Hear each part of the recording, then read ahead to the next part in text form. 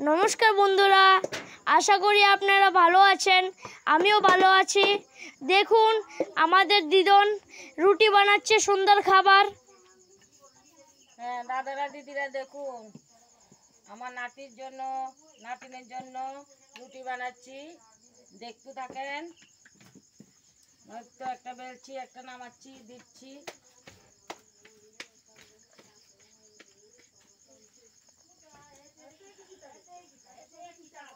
একদম নরম তুলতুল করছে, খেতে কি দারুণ হবে।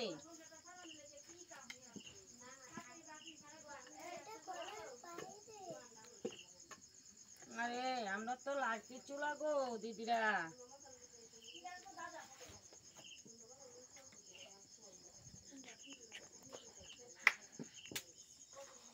এই তো বেলছি।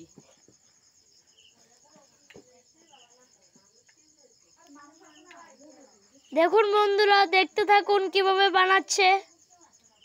কেটে দাও।